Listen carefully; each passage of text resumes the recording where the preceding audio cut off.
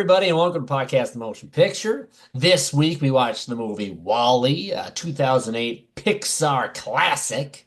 Getting on about, 17 years now, that movie. A little dated, but pretty cool. Seemingly relevant topic of conversation, these days. Everybody, it's a very an environmental friendly type of a film, and that is the conversation of the world now. So, Wall-E. What do we all think? A little movie about a little tiny old dumpster robot that helped save Earth and humanity. You guys dig it? You hate it? Did it make you cry? Did it make you laugh? This movie holds a really interesting place in my mind because I'm a huge Pixar fan. I love Pixar.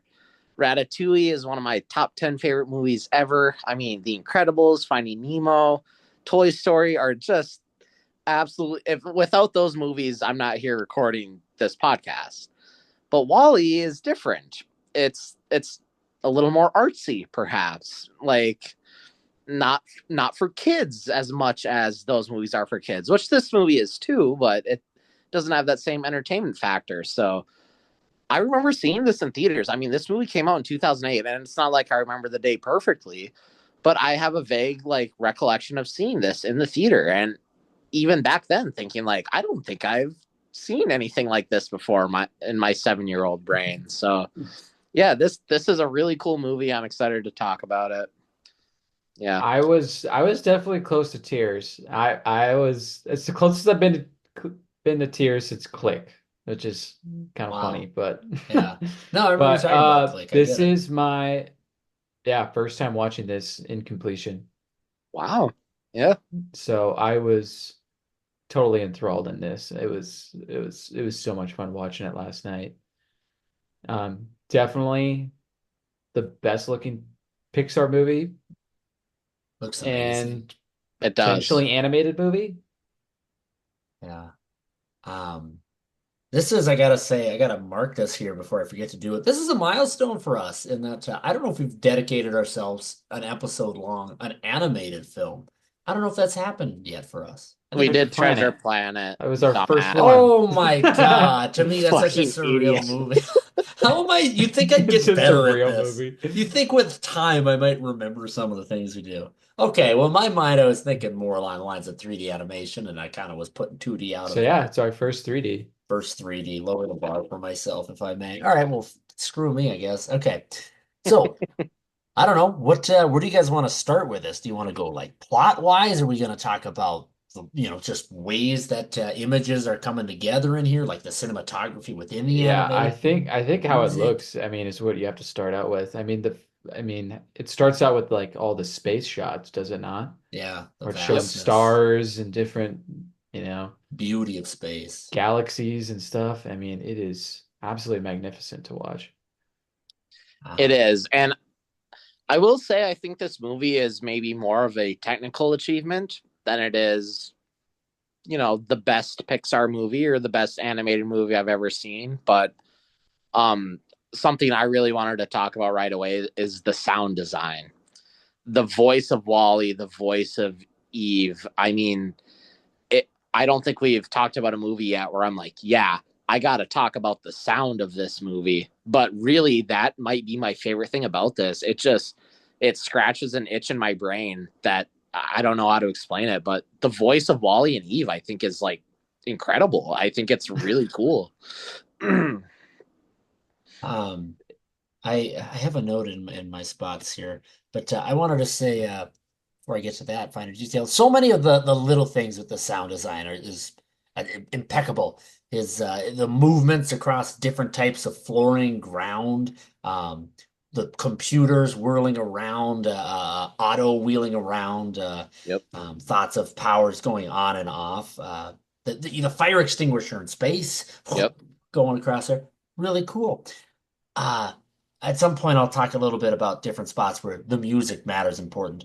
But something cool when Eve first appears, this rocket comes down and Wally's like, there's this tense music. Wally looks over as this machine starts machine stuff going on. Music's gone. We're just getting the sudden foreign nothing but machine. No music to help us. And I think it's really cool to help build this alien. Oh my God, what is this? What's happening? And it's like it's also a great effect too, because suddenly you have this negative of sound design where that's gone because Wally sees Eve for the first time, and then you get the music back, and those sounds are gone. Like whoever was doing the audio work for this movie, they had a vision. I Yeah. mean, and you think of Wally himself, the sounds in with his movements, with his eyes, his arms, his Yeah. fingers, even. I mean, all the clinking and clanging and The the different whirring, movements with his eyes as they're moving. yeah. It's just it's so fun to watch. Yeah. This movie can't work without Wally feeling alive, and he does. So And yeah, I mean, how he looks is incredible, and how he's able to move is yeah, it's the best part of his character. He's an engaging design. yeah. It lends itself to so many like just comedic moments of how he's moving his eyes whirling around to what he's able to accomplish physically, to the barriers of the world that he's in. Whoever designed him, he's like, kudos to you. I'm sure they're probably sitting at home with a big Wally poster on their back wall, happy with themselves. But yeah. Speaking of things that make Wall-E special, other than that, if you didn't notice in the name Wall-E, the E at the end is also capitalized. But more importantly, the character of Wall-E, if I may. Um, I find him, maybe I'm forgetting a Pixar movie. I think the only other comparable uplifting character is Woody from Toy Story. Um, and I think Woody and Wally are very synonymous to each other. Not that Wally's the leader that Woody is, but I think both of them have such a love for the world. Um, they appreciate the world so much, and it makes them happy. And Wally, I don't mean makes them happy or the world makes them happy, just Earth, but as he goes across the galaxy, he's meeting new people, he's introducing himself, and just the thing that he is, the being that he is, has such a monumentous effect on all the people he comes across. You think about what John and I forget the woman's name on the ship. Both of them, their lives are forever changed just for him saying Wally, meeting Right. them and trying to get to Eve. He just everything that he comes across not including Mo, who does not like everything Wally comes across because Wally makes everything a contaminant. But everything that Wally comes across turns into something with its own character. Just him in every step of his own way has an effect on the world. I He's find there to him. make the world a better place. He is. As global CEO Fred Willard says, the Wally bots are here to clean up the mess for when we return. And Wally, that's his job, that's his task, and yeah, that's what he does. He fixes problems, he cleans it up, and to me, him and Woody from Toy Story, they just had this enduring soul within themselves of care for others. That's really interesting. Like there's something very beautiful about a being in such profound loneliness. Like the loneliness of this movie gave me like actual anxiety. Like for him to be by himself on this, former earth of just garbage is so sad. And I felt that throughout the whole thing.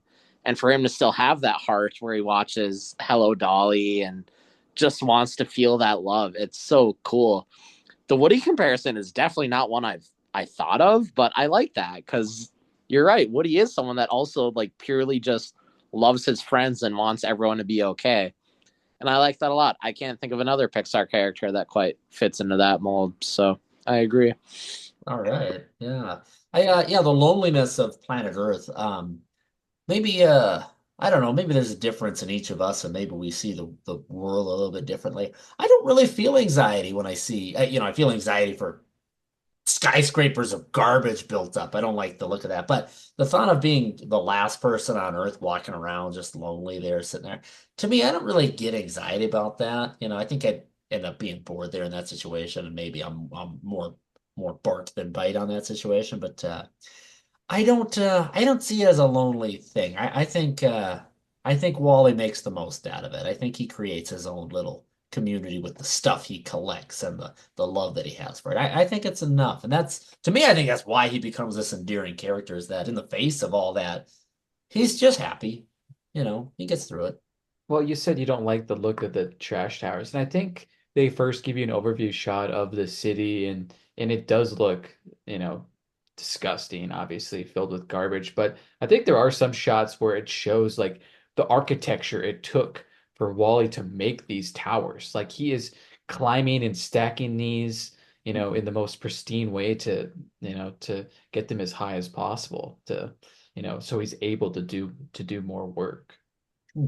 And from what we understand, I mean, Wally's been down there for hundreds of years because we get to see him replace his parts. We see him like screw on new eyes and put on new tire treads. From my assumption, I think Wally's been down there for like genuinely hundreds of years.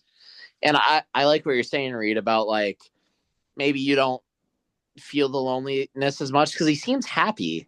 Like he seems to have found his thing here. He collects his stuff and he doesn't seem sad per se, He but has a directive. he has a directive. But I just got the feeling of like profound loneliness from this movie, which is something like I struggle with in my own life. So maybe I relate to that more, but there was just such desolation on that world. And to see this little robot and his cockroach by themselves, it was scary to me. Like I did feel the anxiety from this. So yeah. They definitely try to make it seem like that. I Yeah. think, they try to make it seem desolated and that he's alone. Yeah. Yeah, I guess to me, maybe part of the reason why I don't think his living situation is so bad is because when we get to space, no, no, I want to hop in here with a little intervening of my own moment. When Eve gets there, I think to me there becomes a much more a reality of this world is very empty. And now that Eve's there and his directive, as Engen says, is changed, and suddenly Eve becomes his new directive. And to me, I love that. I love the little bit of love that he has, and Oh yeah. I think that he just suddenly his world, it's still all there, but it suddenly becomes he wants to show this world to Eve and give it all to her.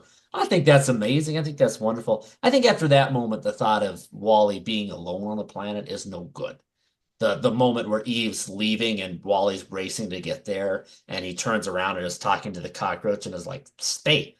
I'm like, "Get on the thing. Like now you're gonna lose your girl, Wally." Anyway, but to me, I think yeah, it's a dystopia, planet Earth's trash, terrible, not doing good.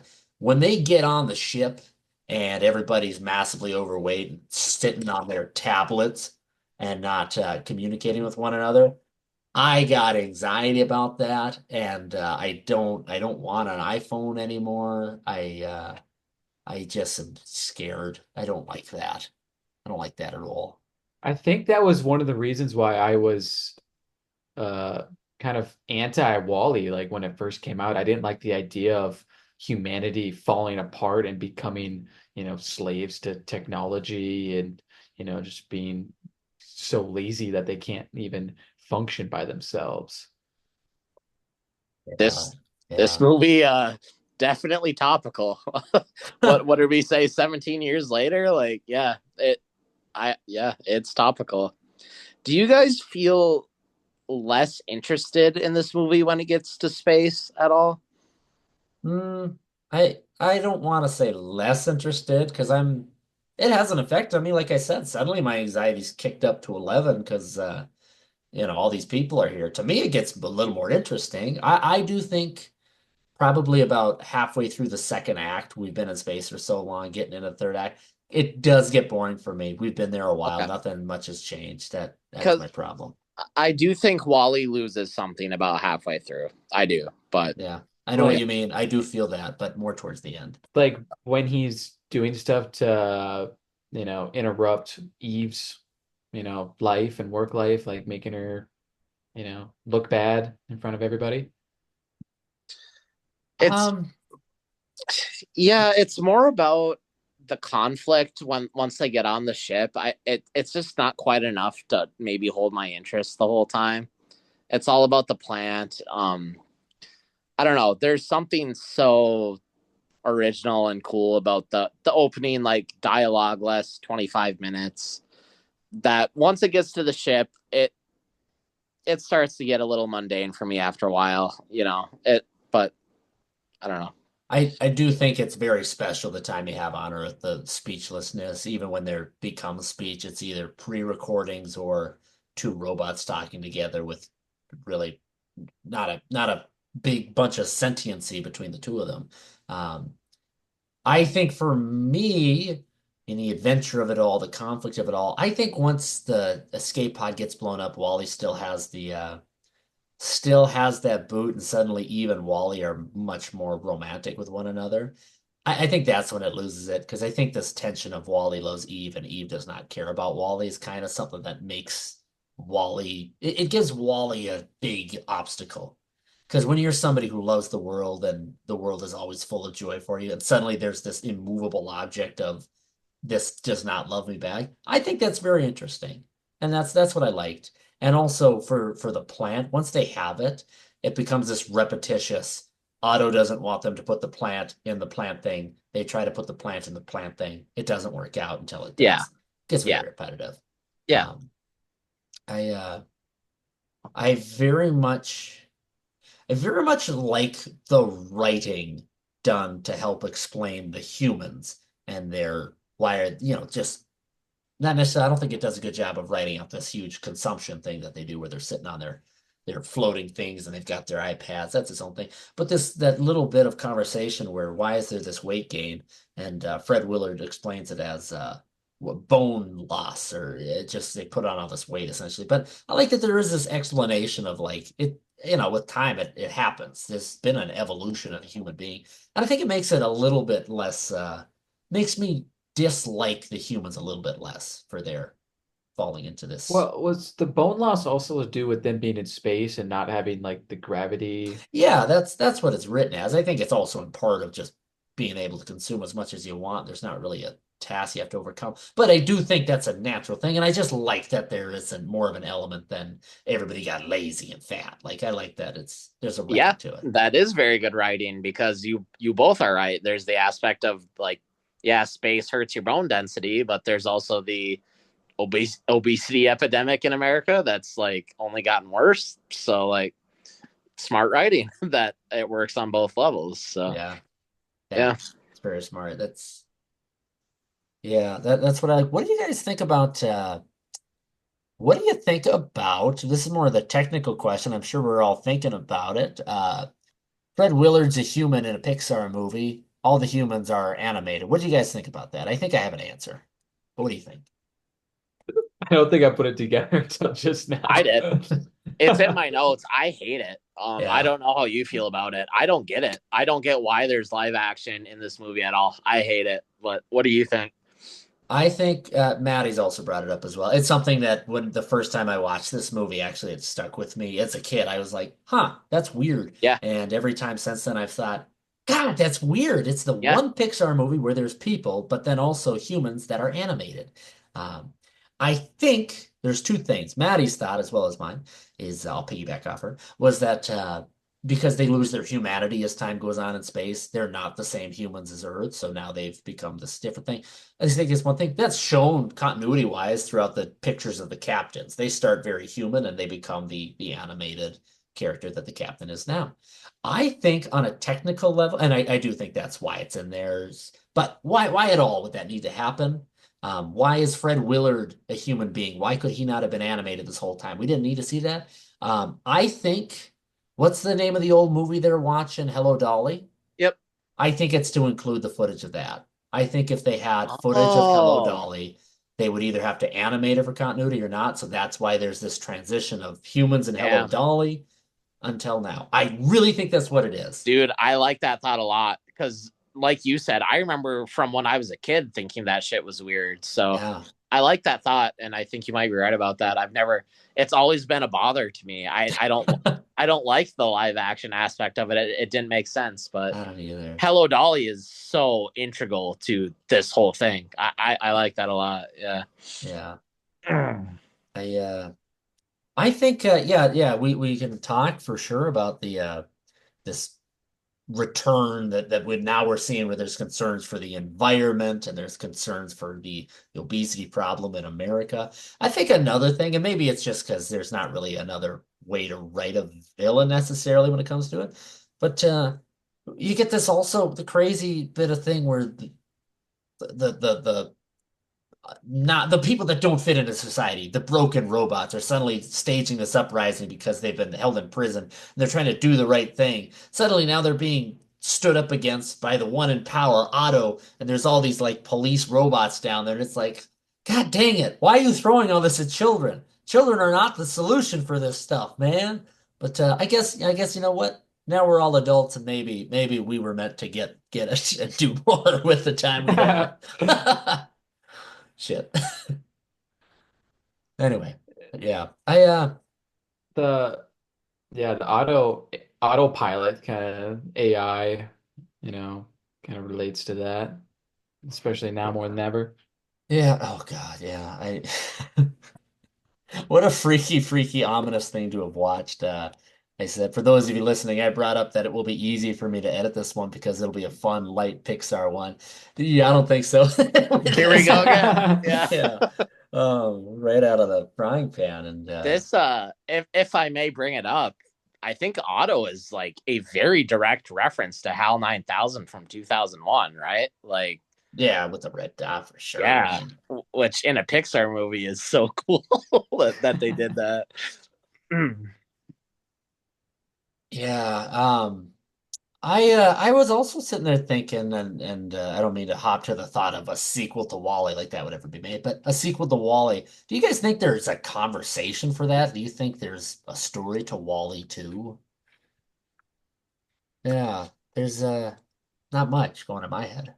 I don't think so. I did write down in my notebook, this movie doesn't work in live action for me. And I think we touched on it a little with the sound design and the look of Wally himself, but just the world of all that garbage stacked on top of each other, I don't think that feels the same way in a live action movie where those garbage cubes are CGI'd. It won't feel as lived in. To me, this felt like an Earth that had been abandoned for hundreds of years. Hmm. So sequel wise, I'm sorry, you keep saying that. I really want to clarify. About 7 years pass, continuity wise. 700 years pass or so. 700. That's a Something yeah, like that. yeah. So like sequel wise, if Pixar, who have lost some trust over the years, I will say, if Pixar wanted to make a Wall-E 2, I think we could do that. But if Disney announces the live action Wall-E, I won't be seeing it, I think is my take on that. Yeah. No, I agree. I do think a live action version of this does not have any bit of the magic that it has now. And again, your thoughts on a sequel to Wall-E? Please no. Yeah. I don't think Yeah. Andrew Stanton would let that happen. But I mean, he also did do Finding Dory too, so I think there's obviously more there in that universe, which I think that's a Yeah. little bit more, appropriate. But I mean, this is a like a Pixar masterpiece that he did there. I mean, it just looks so damn good. The character is just so emotional and so much fun to journey with. Hmm. Yeah, I think it's his journey through space and getting the plant there. That's the story. I don't think there's anything more that can be added. I worked really hard last night after watching it in my mind, trying to think of what more could be done. Is there anything else, any stones left unturned? Not really. I think the only thing that follows, it seems this theme of the movie is humans' failure in civilization. So my only thought could be Wall-E 2 is essentially human civilization coming into the sociological getting, proper government together. And then I was like, what? Why? Why are we making this movie at all? So, but maybe actually now as we come to this big heated boiling cauldron in America of different political views and, the federal government right now, a lot of people upset on both sides. Maybe we're ready for a socio-political Wall-E 2 sequel. Maybe now is the right time, Maybe it actually. is. Needs Yeah. to save us again.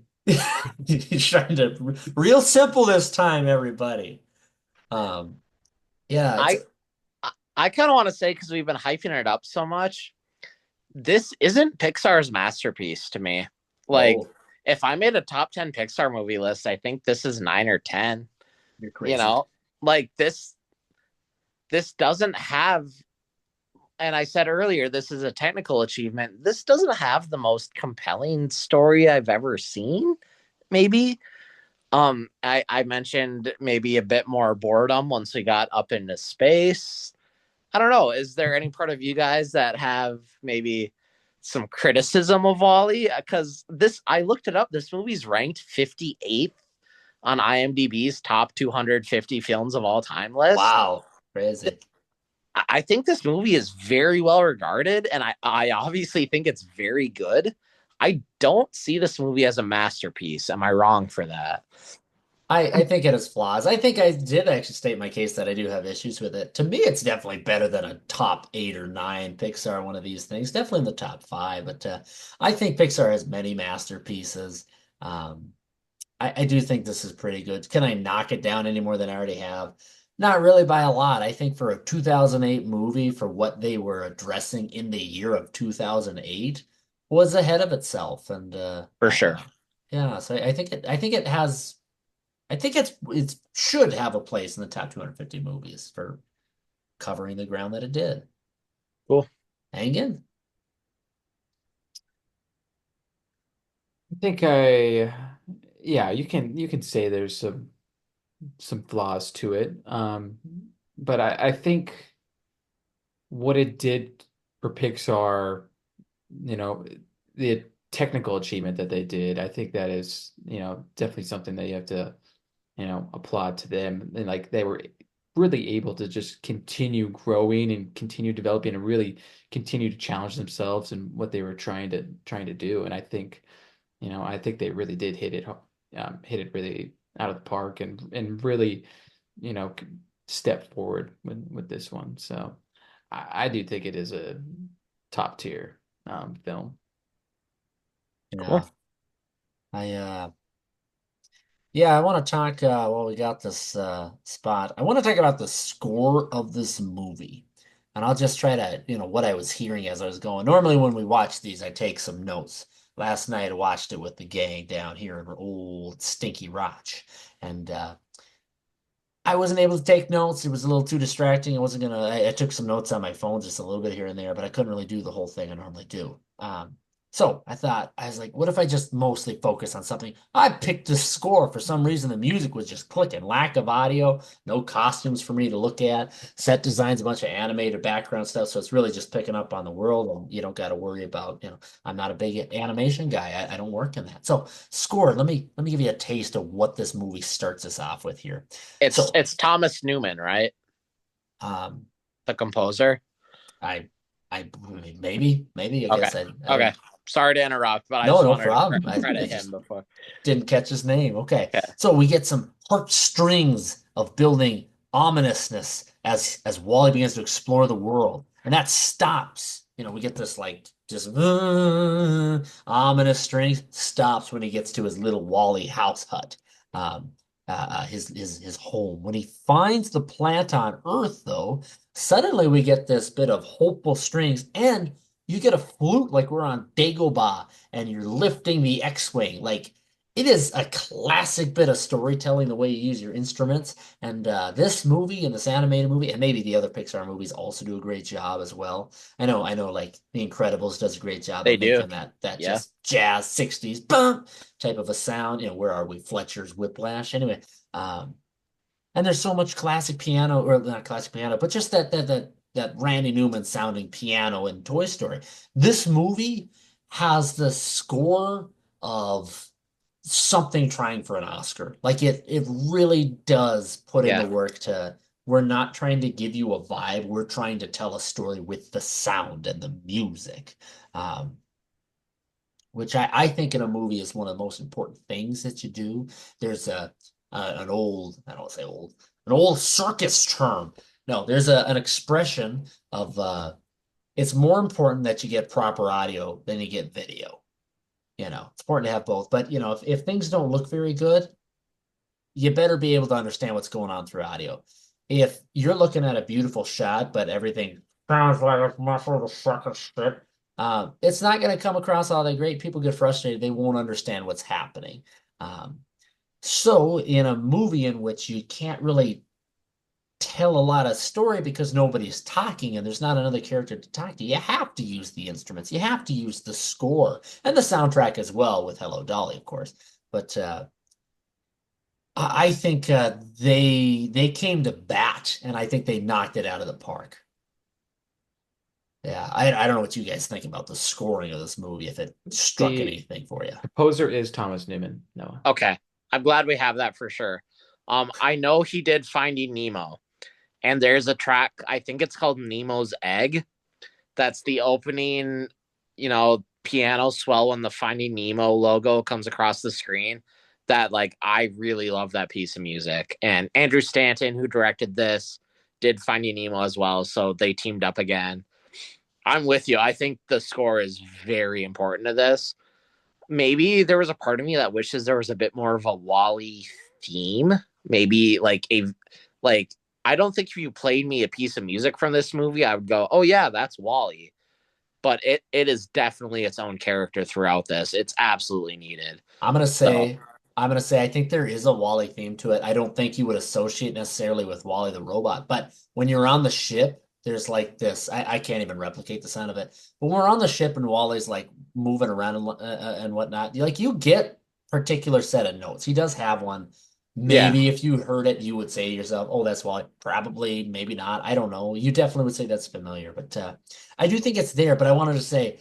I think part of the reason why even the story also loses me that halfway point or so is I think the score dips a little bit in quality. There's not as much emphasis on it, or it just doesn't get picked up on for me. But yeah, it just doesn't quite do the same thing. Now, there's also little drops of sound of song and music. One's a good comedic bit with the captain and Otto when the captain stands on his own for the first time, and you get boom, yeah. boom, boom. Yeah, very From 2001: A Space from very Odyssey. 2001: A Space Yeah. Odyssey. And and the other thing you get we get the usage of a lot of old songs. Like, I'm talking, I don't know the exact years, but like 30s, 40s, 50s songs as we get essentially, I think these old songs try to build this swell of a romanticized older planet Earth or older, capitalist America where everything's great and everybody can get whatever they want and things are cheap and affordable and doable and usable. And I think that's why when Wally's listening to all that, Wally's built in a time where like, global CEO president Fred Willard is really living this dream, trying to sell the old dream of everybody can have everything they want. There's not a problem with it. That ends up screwing the planet over. And it's kind of this glorious dream, old white picket fence dream of classic 1950s America, where there's no problems, mind you, not a problem in sight. Anyway, no kidding. So we get a lot of those, and I think that also adds to this internalized thing that I don't know if Wally even kind of grows from it though, because we get that music, we get this romanticized what Earth could be, what used to be, and I don't think Wally does learn from it. I'm having just kind of a growth myself here because Wally just completes his directive and wants Eve, but yeah, maybe it's just for us, the viewers, to go through this that old Earth was never really that great, and now it becomes what the captain and the people on the ship get to build on Earth. Yeah, I don't Well, they know. kind of take what they want from, the information that they have and kind of, build the idea of, what they want to build, I guess. Because when they get there, or when they see when the captain sees the video of uh or Eve's camera, I Uh-huh. guess, he's like, disappointed at Earth's view. So they can kind of dream about what they want to build when they get Make it back. their own. I really the captain character, great character.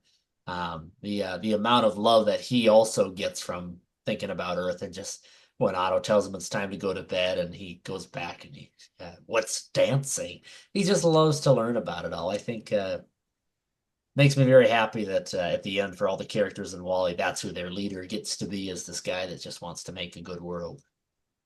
I definitely wanted to talk about the captain. If our co-host Cole Brainerd was here, he'd want He'd want me to tell you he's voiced by Jeff Garlin, whose only other significant acting credit is his 20-year role on Curb Your Enthusiasm as Larry David's best friend and like manager. And he is so funny in that show. He just doesn't give a shit about anything. He's such a comedic character. So for Pixar to think to cast him in this role and for him to give a legitimately good performance as a character, like you said, that's like very endearing. Like he too is like massively overweight and can't get out of his chair, but he knows the importance of going home, and like he's kind of an inspiring character. So definitely wanted to like highlight Jeff Garlin in this movie because it's a very cool piece of casting, and I'm glad he got to shine in it. So Yeah. I was very happy to see his character progress and have Jeff Garland have a good performance. Uh, I think when we first meet him, you're a little questionable, just seeing like how large he is compared to the past right, captains, and right. but he does wake up and do all the checks right in a row, and he's I like wanted to doing his bring that job up. appropriately. That Like, is, yeah, yeah, dude. Seriously, to me, that's one of the big notes that I had to put in here was this captain wakes up, and what do we get to learn from the captain? Is Otto's trying to tell him something's up, and right away he goes, "Protocol, Otto," and they go through the whole thing like he's part of the ship and he does his job before anything else. Yeah, yeah, good character. He's a great captain. He really is. Yeah, does what he needs to do. Oof. I know I had something else I really wanted to tack on top of everything, but I guess maybe now it's failing me. Maybe it's about the captain, maybe it's about Eve. I think I gotta say, Eve's character could be a little deeper, maybe. Yeah. Yeah, I mean maybe that's part of it where she's really just she begins to develop this big sentiency for for Wally when he comes around, and because she learns to love him, she suddenly becomes more of a thing. But she really is. I don't know. Maybe she is enough of a character, I guess. But I think, I mean, one of my favorite parts is when she goes back in her, video log and sees Wally doing all this stuff for her when she was kind of shut down, waiting for the ship to return. Like when he's holding the umbrella out for her and everything. I mean, it was so cool to just like watch her watch that, I That's a think. very sweet part of the movie. One of my favorite parts too. um, yeah, yeah, and like I think I said earlier, I think had that even been just another 5, 10 minutes down the road, and we could have prolonged more discovery on the ship, I think the movie would have kept going a little better for me. But I think things just kind of come together And as quick as can be. maybe we should talk about too.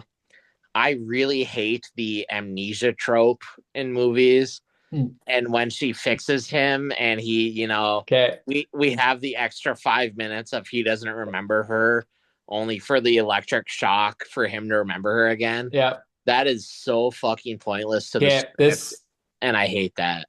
I Yeah. agree with this. Okay. This is definitely my biggest knock. Is that Because part? is that part. I'm like, what is going on here? And Yeah. they barely even showed a shock. Like they could have been more to like make it emphasize that she is the one that energizes him back into Wally. Yeah. Yeah. It Dude, doesn't work very well. a Yeah. big lack of emphasis, like you said, on that. I felt the same thing where before there was a big shock and he's floating Yeah. through space. Nothing. He gives nothing. Yeah. Um, yeah, you guys are completely right. Had you could have even just had him on that little ship where suddenly he's sitting there and he goes, Ollie doesn't remember everything. Shock, done. Like you didn't even need to animate all this stuff. He just cost Pixar like For thousands and real. thousands of dollars. Yeah. Maybe their worry was this movie's only, an hour 25. We need to make it an hour 40. Don't get that out of there. It added nothing to this movie. It Yeah, pissed me off. that I that mean, you weren't I mean, did you feel anything when he didn't wake up as himself? No, no, because I knew that he would be yeah. fixed in 5 minutes. There's no real tension there. at Can you all. imagine how metal of a movie Wally would be if Wally doesn't make it out in the end and now he's just defaulted to plain Wally? How sad that would be. There's not even like a But message to take even away. but even seeing him in that state for however long it was, what, a minute or two, wasn't that still sad to see? No, because he's Even gonna be fine. No, I felt from a story perspective, I felt nothing from that. I thought it was a lazy writing technique, as Deadpool would say. Had there been tension, like maybe they write in earlier, oh, if this happens, Wally won't remember everything, but it's Yeah, okay because you can flip this switch, and then later in that movie, that switch gets broken. I would then say, oh, shoot, I hope his memory doesn't collapse. If memory collapses, I'd be like, shoot, Wally's dead. But okay, even if it was like the motherboard thing that got broken, like even if they like fix that instead of replace that, I mean, could have. I mean, it seems like it would be make it better. yeah. um, I gotta say one little bit of the thing, and maybe I don't know computers well enough. He pulls out the motherboard, there's a big hole in it.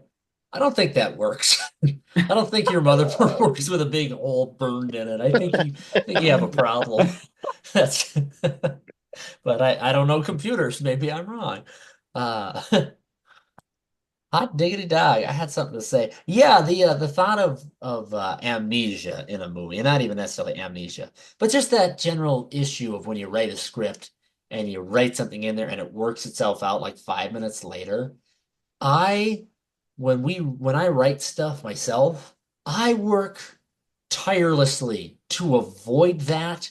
And sometimes it comes up, sometimes it happens. I'll write something and at the end of the page, Noah's brought it to my attention many times where he goes like, this is solved like 5 seconds later because this character figures out. I'm like, okay, we don't need that in there. You're right. Like, get rid of that. The audience knows what's going on. I that a movie can go through so many steps and nobody turns around to the person who tells them what's going on and says, what are you talking about? Why are we doing this?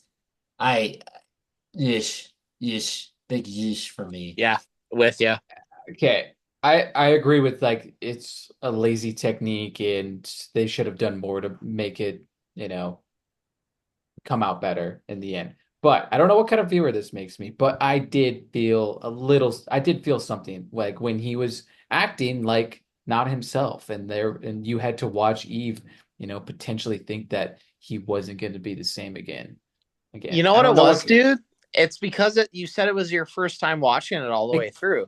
Because the first time you view it, that does have meaning. But that's what makes it cheap as a writing technique. Yeah. It holds nothing the second time around. yeah, that is very, very true. There you go. And I mean, this is the fourth or fifth time I've seen Wally. So yeah. In my relationship with Maddie, she is oft times the more emotional one between both of us, if you guys did not know that. Anyway. I disagree, frankly. Yeah, she's gonna love that. Uh, uh, I guess I could ask her. I think that does still get to her a little bit because there's so many moments in the Wally movie when we were watching it last night where she was like just excited when things were happening and like it's coming.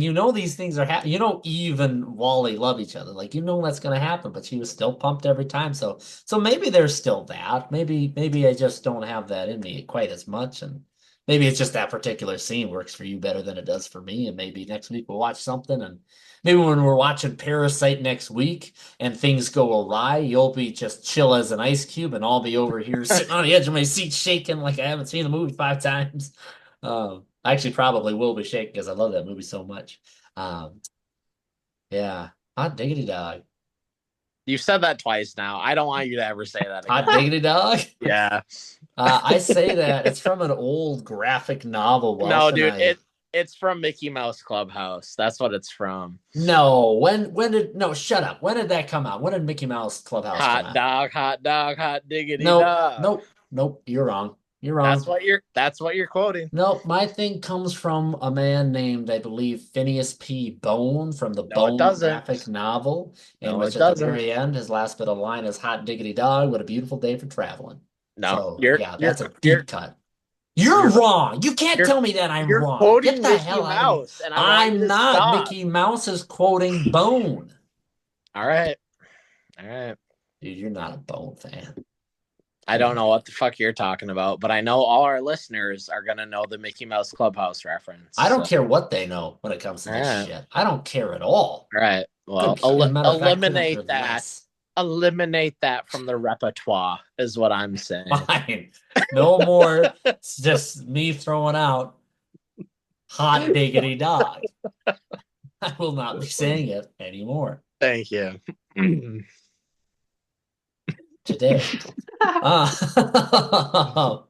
Yeah, shoot. I I was gonna tell a story from I was gonna bring something up from work. Engen, you mentioned this fear that Eve has of suddenly looking at Wally and maybe Wally will never be there again. That's something I Well, guess. even if it's not like he won't be, he is right now, not him. Yeah, In it's that moment, it's not, and that is scary. still a scary thought. His brain's not working the way it should. I will say, I knew things were going to work out, so I didn't feel that tension of like, uh-oh. But I know what you mean in that feeling because that's the same thing that my Alzheimer's residents do constantly. Like I have days where like, oh, today you have no memory of who I am whatsoever, and I have days where I get there, that same person, like after that, suddenly like, oh, hey Reed, it's like, cool, how you doing? You're back. And yeah, so I know that feeling a little bit there myself, and that is a frightening thing, and I'm glad that made it in the movie as well. I don't like that it works out in the end. I think it would have maybe this guy. Sorry, I don't mean to be so cruel. Maybe I would have liked it a little more if there's this little bit of Wally that's not all there anymore. You know, Right. that would I have added to it. I no, think that would have made it. That would have crushed that movie in I the agree. end. That would If have you made don't, it. if you think Wally's consciousness got erased Nope, forever, not erased, but if maybe it was there sometimes. Maybe sometimes it's not there. And Maybe this there is was something just different. Yeah. now Wally's a little bit less and he's broken because he If did all everything this. worked out 90% instead of 100%, like if he had Yeah. a different voice, but he was still the Maybe. same. No, There I you go. mean, yeah. Yeah. Suddenly now Wally. he's voiced by Jeff Garlin now. No, I mean, it's just maybe he doesn't remember everything. Maybe sometimes his memory's spotty. Maybe he doesn't fully remember Eve and he's got to learn it all again. Just one of Yeah. those things. Yeah. I was thinking that that might have been the case where it was still him, but he didn't remember her, maybe. Yeah. Yeah, just something not to be cruel to the writing and to the viewer, but just where there's a little bit of cause and effect from everything Wally's been on, other than everything works out. But again, kids movie, kids movie. Uh, I do have to say something important here before I lose it because I've almost lost it twice now. Fred Willard, President and Global CEO, Fred Willard, is he talks about you guys go off into space. Humans go off into this space yacht, and these Wally units are going to clean up the planet. By the time you get back, everything will be nice and clean. I watched that and I thought, huh, typical big CEO trying to, give the job to a robot so people don't have to deal with it. It's humans' jobs to clean up the planet.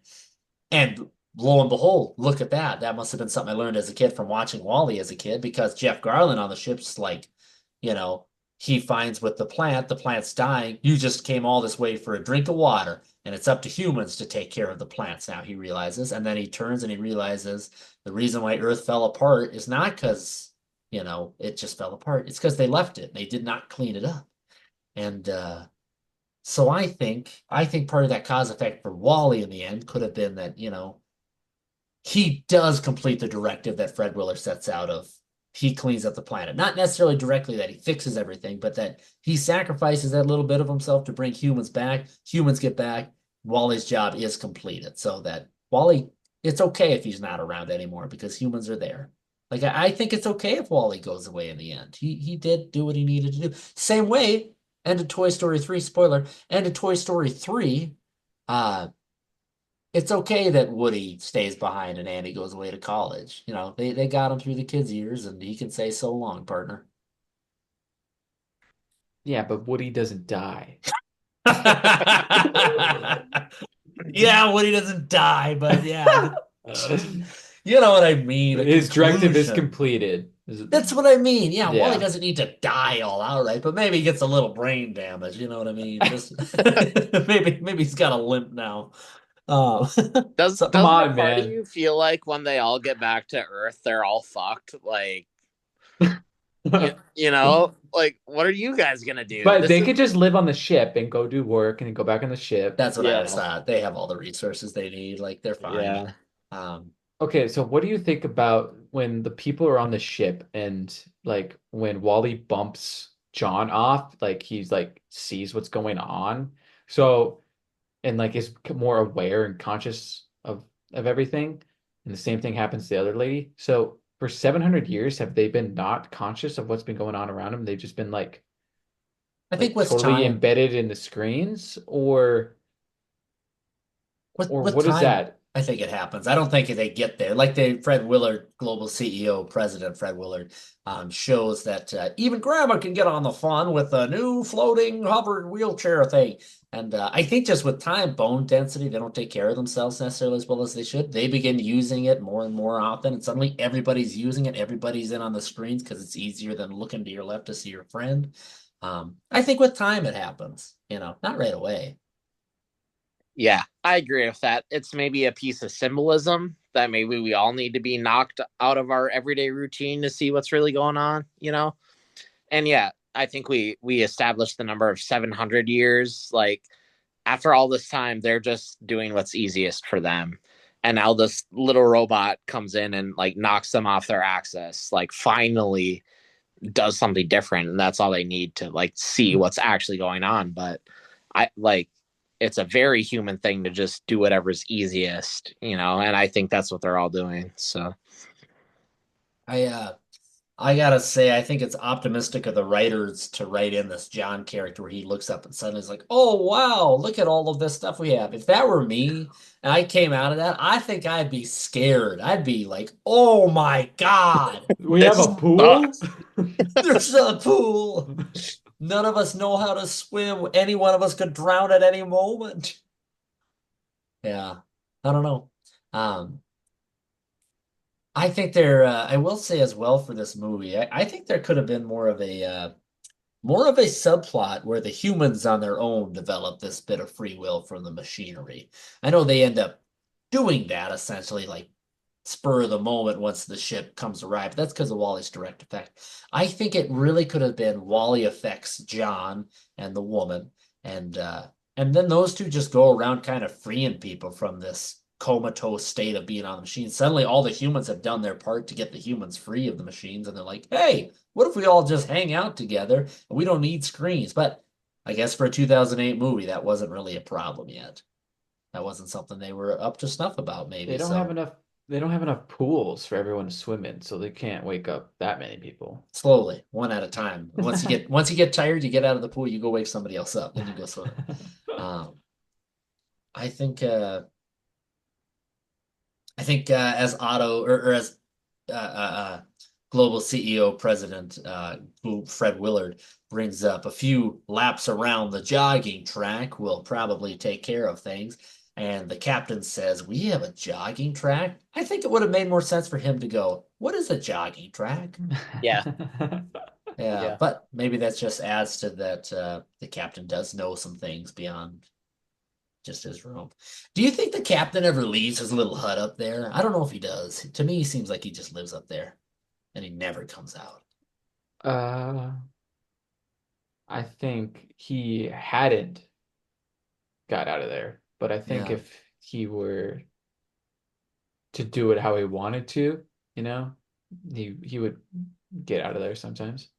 Um, Noah, you looked like you really had a lot to say on the matter. You were, Not a ton to say. I was going to comment. I don't think he leaves his den, but I do think the fact that he's like define hoedown, define this, just shows that curiosity, which I think is cool.